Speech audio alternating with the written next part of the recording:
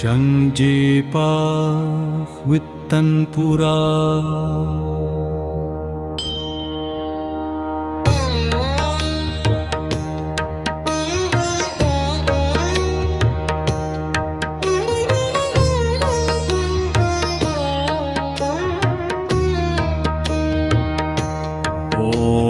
शान्ताकारं भुजगशयनं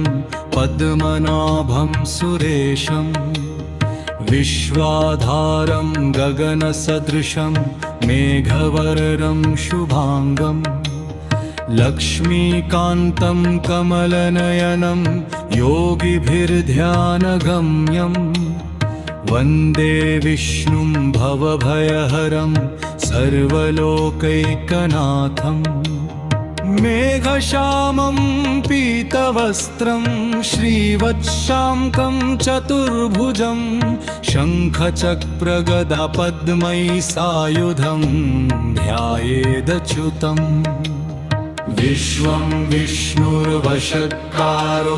भूतभव्यभवप्रभुः भूतकृद्भूतृदृग्भावो भूतात्मा भूतभावनः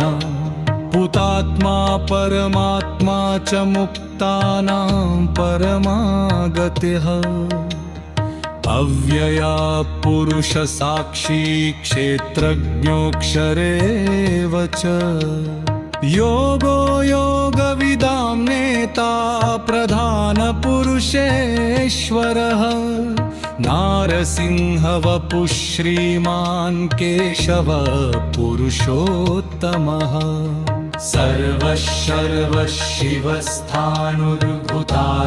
सर्वशिवस्तानुर्भूतादिर्निधिर्व्ययः सम्भवो भावनो भर्ता प्रभव प्रभुरीश्वरः स्वयंभू शम्भुरादित्य पुष्कराक्षो महास्वनः अनादिनिधनो धाता विधाता धातुरुत्तमः अप्रमेयो ऋषिकेश पद्मनाभोऽमरप्रभुः विश्वकर्मा मनुस्त्वष्टस्थविष्ठस्थविरो ध्रुवः अग्राह्य शाश्वत कृष्णो लोहिताक्ष प्रतर्दनः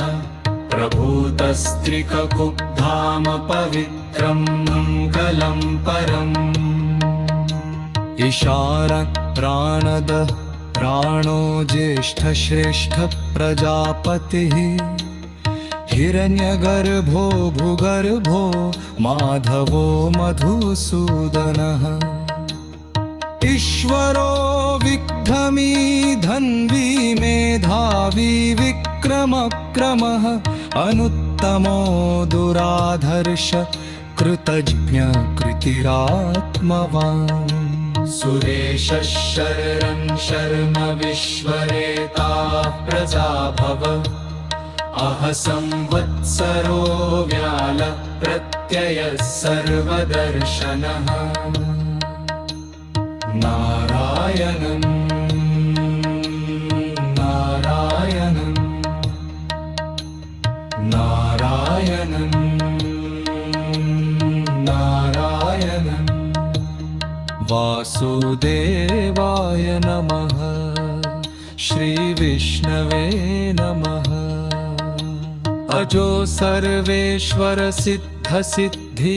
सर्वादिरच्युतः वृषाकपिर्मे आत्मा सर्वयोग विनिश्रितः वसुर्वसुमना सत्यसमात्मा संमितः समः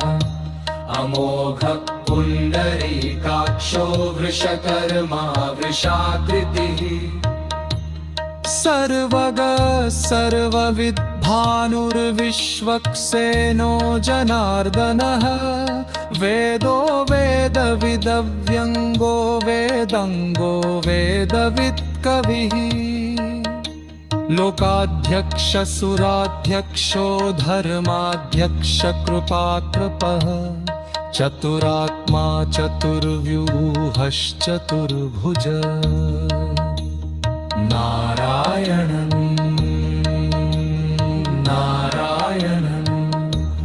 हरिनारायणं गोविन्द गोविन्द वासुदेवाय नमः। इतीदं कीर्तनीयस्य केशवस्य महात्मनः नाम्नां सहस्रं दिव्यानामशेषेण प्रकीर्तितम्। यैदं शृणुयान्नित्यं यश्चापि परिकीर्तयेत् नाशुभं पाप्नुयात् किञ्चित् सोमुत्रेह च मानवः। ॐ नमो नारायणाय ॐ नमो